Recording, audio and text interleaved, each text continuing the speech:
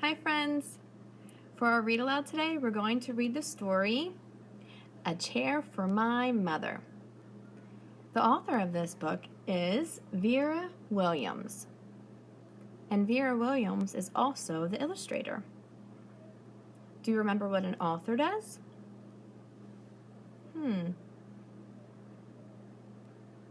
If you said an author writes the words, great job! Do you remember what an illustrator does? Think about it. The illustrator draws the pictures. Super job, friends. All right, so I wonder, do you remember what this story is about? We've read this story before. Think about it.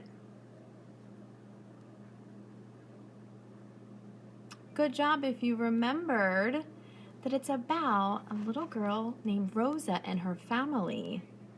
And one day she came home and she found her house was on fire. And all their things were destroyed. The family worked really hard to save money to buy something that they really wanted. Do you remember what that was?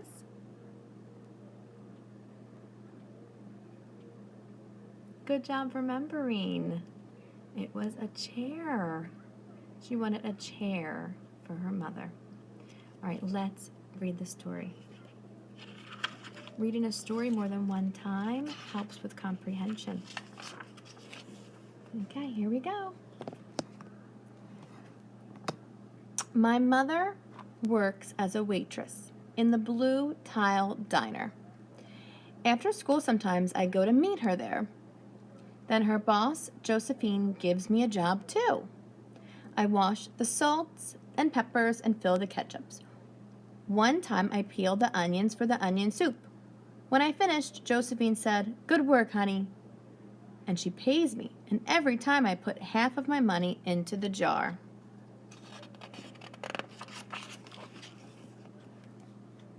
Here's the jar. It takes a long time to fill a jar this big. Every day when my mother comes home from work, I take down the jar. My mama empties all her change from tips out of her purse for me to count. Then we push all the coins into the jar.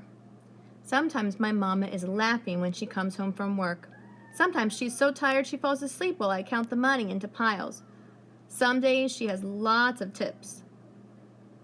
Some days she only has a little. Then she looks worried. But each evening, every single shiny coin goes into the jar. Why do you think her mom would be worried if she only had a little bit of tips that she brought home? It's a little bit of money instead of a lot. Think about it.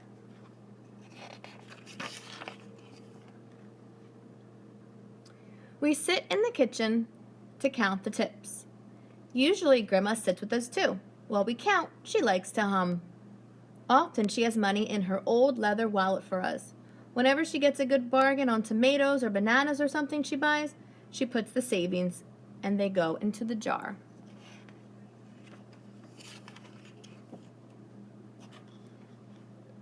When we can't get a single other coin into the jar, we are going to take all the money out and go and buy a chair.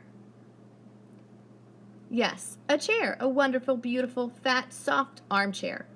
We will get one covered in velvet with roses all over it. We are going to get the best chair in the whole world. This is because our old chairs burned up. There was a big fire in our other house. All our chairs burned. So did our sofa, and so did everything else. That wasn't such a long time ago.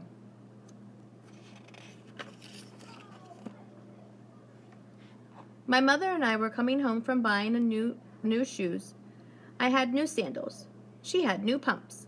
We were walking to our house from the bus. We were looking at everyone's tulips. She was saying she liked red tulips, and I was saying I liked yellow ones.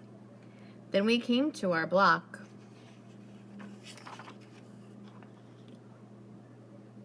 But right outside our house stood two big fire engines. I could see a lot of smoke. Tall orange flames came out of the roof. All the neighbors stood in a bunch across the street. Mama grabbed my hand and we ran. My Uncle Sandy saw us and ran too. Mama yelled, "Where's Mother? Where's my grandmother?" I yelled. My Aunt Ida waved and shouted, "She's here. She's okay. Don't worry." Whew. And all of their family members were safe. I wonder how they were feeling when they saw the fire. How would you feel? I would be scared and worried. Grandma was all right. Our cat was safe too, though it looked for a while we couldn't find her. But everything else in our whole house was spoiled. So all the people and animals were safe, but their belongings were destroyed in the fire. That's so sad. What was left of the house was turned into charcoal and ashes. We went to stay with my mother's sister, Aunt Ida, and Uncle Sandy. Then we were able to move into the apartment downstairs. We painted the walls yellow, the floors were all shiny, but the rooms were very empty. Why do you think the rooms in their new apartment were empty? Maybe. The first day we moved in, the neighbors brought pizza and cake and ice cream. And they brought a lot of other things too. The family across the street brought a table and 3 kitchen chairs. The very old man next door gave us a bed from when his children were little. My other grandpa brought his beautiful rug. My mother's other sister, Sally, had made us red and white curtains. Mama's boss, Josephine, brought pots and pans, silverware, and dishes. And my cousin brought me her own stuffed bear. So all their friends and relatives all helped them by bringing them things.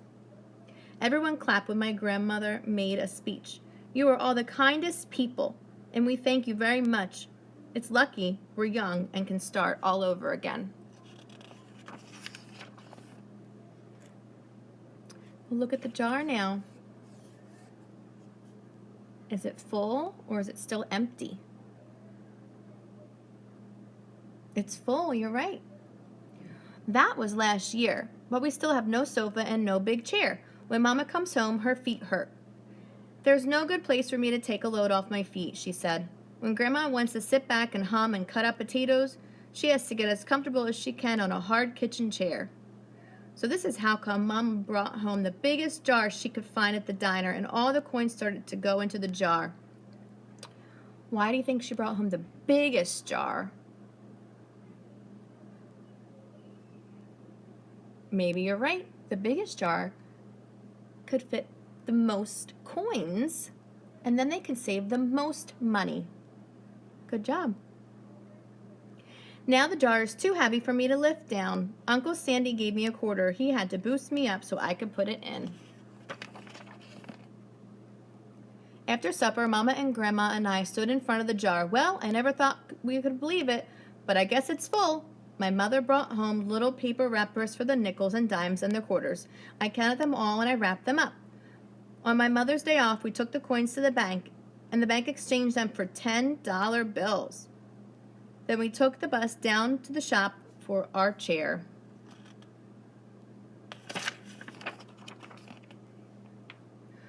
We shopped through 4 furniture stores. We tried out big chairs, small chairs, high chairs, low chairs, soft chairs, and harder ones. Grandma said she felt like Goldilocks and the 3 bears trying all the chairs. I remember reading that story. Do you remember Goldilocks had on all the chairs? There was a big chair, a medium-sized chair, and a small chair.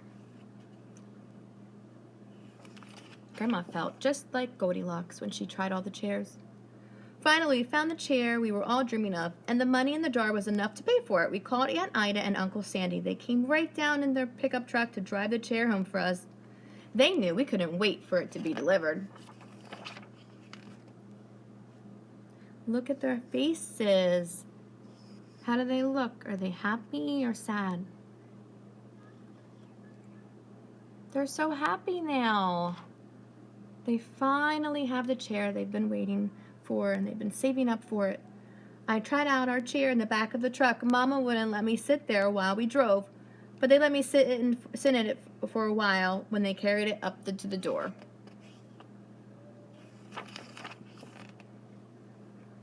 We set the chair right beside the window with the red and white curtains. Grandma and Mama and I all sat in a while, and Ida took our picture together. Now Grandma sits in it and talks with people going by in the daytime. Mama sits down and watches the news on TV when she comes home from her job. After supper, I sit with her and she can reach right up and turn out the light if I fall asleep in her lap. Aw. The end. Great job listening to that story, friends. Awesome job. Now, I want you to turn to someone in your family and retell the story to them. Tell them what happened. All right, friends, I'll see you next time.